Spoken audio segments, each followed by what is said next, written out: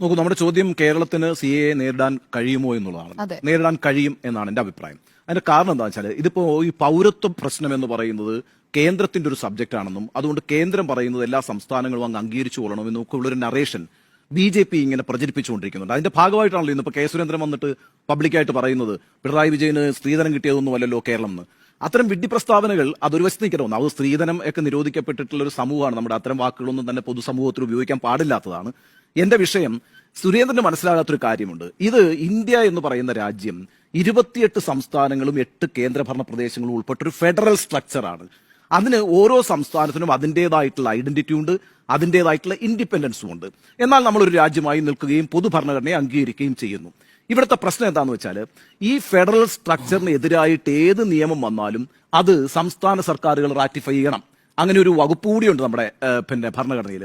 പകുതിയിലേറെ സംസ്ഥാനങ്ങൾ അംഗീകരിക്കണം. ഇവിടെ ഫെഡറൽ സ്ട്രക്ചറിന്റെ ഒരു ലംഘനം നടക്കുന്നുണ്ട്. അതെങ്ങനെയാണെന്ന് ഞാൻ പറഞ്ഞുതരാം.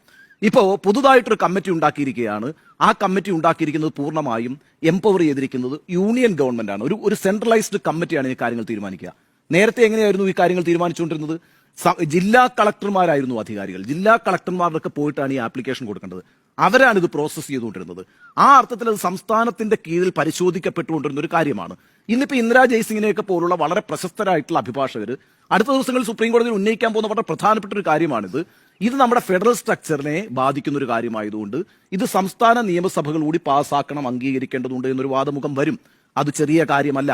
ഇനി രണ്ടാമത്തെ കാര്യം, നികേഷ് വളരെ പ്രധാനമായും ചൂണ്ടിക്കാണിച്ചതുപോലെ ആർട്ടിക്കിൾ 14 ലംഘനം എന്ന് പറയുന്നത് വലിയ ഗൗരവതരമായിട്ടുള്ളൊരു നിയമപ്രശ്നമാണ് വരാൻ പോകുന്നത്. ഇപ്പൊ നമ്മൾ ഏറ്റവും അവസാനം കണ്ടത് ഇലക്ട്രൽ ബോണ്ടിന്റെ വിധിയിലാണ്. എന്തുകൊണ്ടാണ് ഇലക്ട്രൽ ബോണ്ട് എടുത്തു കളഞ്ഞത് അൺകോൺസ്റ്റിറ്റ്യൂഷണലാണ് എന്ന് സുപ്രീം കോടതി പറഞ്ഞത്?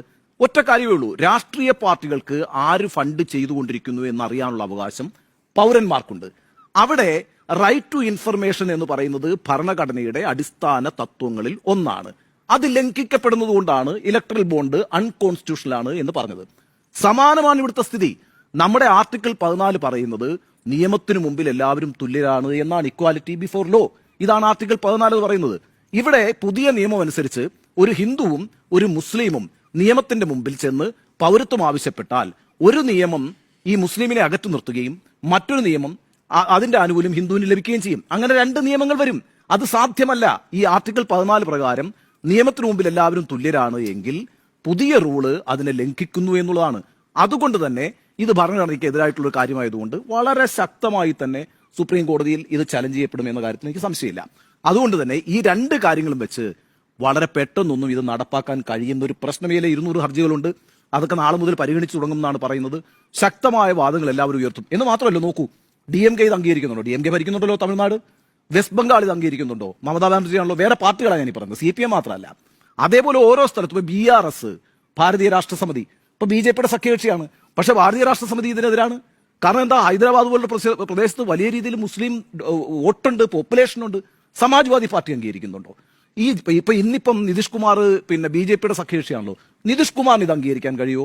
അവിടെ വലിയൊരു മുസ്ലിം വോട്ട് ബാങ്ക് ഉണ്ട്. ഞാൻ ഈ വോട്ടിന്റെ പ്രശ്നവും പ്രീണനത്തിന്റെ പ്രശ്നമല്ല. അവരൊക്കെ സെക്യുലറായി നിലപാടെടുക്കുന്ന ആളുകളാണ്, സോഷ്യലിസ്റ്റുകളാണ്. സമാജ്വാദി പാർട്ടിക്ക് അംഗീകരിക്കാൻ കഴിയില്ല, NCPക്ക് അംഗീകരിക്കാൻ കഴിയില്ല. അങ്ങനെ ഇന്ത്യയിലെ ബഹുഭൂരിപക്ഷം പാർട്ടികൾക്കും അംഗീകരിക്കാൻ കഴിയാത്തൊരു പരിപാടിയാണിത് ഈ ബില്ലെന്ന് പറയുന്നത്.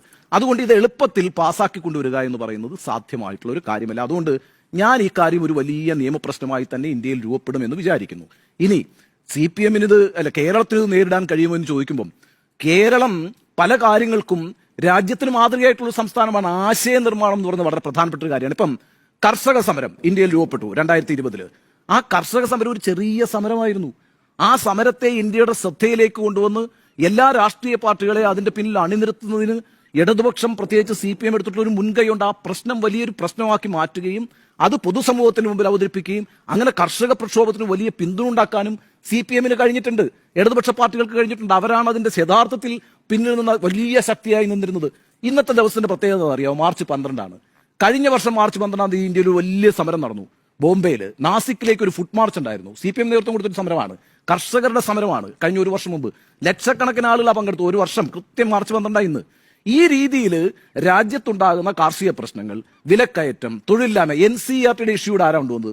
ഈ പറയുന്ന മുസ്ലിം ഭരണാധികാരികളുടെ മുഴുവൻ ചരിത്രവും എടുത്തു മാറ്റി പാഠപുസ്തകങ്ങളെ ഹൈന്ദവവൽക്കരിക്കുന്ന, കാവ്യവൽക്കരിക്കുന്ന രീതികൾക്കെതിരായിട്ടൊരു ആശയം ഉണ്ടാക്കുകയും ആ ആശയത്തെ പ്രക്ഷോഭത്തിലേക്ക് കൊണ്ടുവന്ന ആരാ? ഇന്ത്യയിൽ ഇടതുപക്ഷ പാർട്ടികളാണ്. ഇടതുപക്ഷ പാർട്ടികൾക്ക് 4-5 സീറ്റ് പാർലമെന്റിൽ ഉള്ളൂ എന്നുള്ളത് സമ്മതിക്കാം. അപ്പോഴും അവരെ ഒരു പ്രധാന ശത്രുവായി BJP കാണുന്നത് എന്താ? ഈ ആശയ നിർമ്മാണമാണ്. രാജ്യത്ത് ഇങ്ങനെ ഒരു ആശയ നിർമ്മാണം നടത്താൻ ഇടതുപക്ഷ പ്രസ്ഥാനങ്ങൾക്ക് കഴിയുന്നുള്ളതുകൊണ്ടാണ് അവരതിനെ ഭീഷണിയായിട്ട് കാണുന്നത്. അപ്പോ കേരളം ഇപ്പോൾ ഇത് നേരിടാൻ കേരളം എന്ന് പറയുന്നൊരു സംസ്ഥാനത്തിന് കഴിയുമോ എന്ന് ചോദിച്ചാൽ, സംസ്ഥാനങ്ങൾക്ക് വലിയ ശക്തിയുള്ള ഒരു ഫെഡറൽ സംവിധാനത്തിലും അതിനെ അംഗീകരിക്കുന്ന ഒരു ഭരണഘടനയ്ക്കും കീഴിലാണ് നമ്മൾ ജീവിച്ചുകൊണ്ടിരിക്കുന്നത്. അതുകൊണ്ട് കേരളത്തിന്റെ ശബ്ദം മുഴങ്ങിക്കേൾക്കുന്നതിന്റെയും അതിന് പിന്തുണയുണ്ടാകും. കേരളം ഇക്കാര്യത്തിൽ രാജ്യത്താകമാനം ഒരു പെർസെപ്ഷൻ, ഒരു അഭിപ്രായ രൂപീകരണം നടത്തുന്നതിനുള്ള മാതൃകയായി തീരുകയും ചെയ്യും. അതുകൊണ്ട് എന്റെ അഭിപ്രായം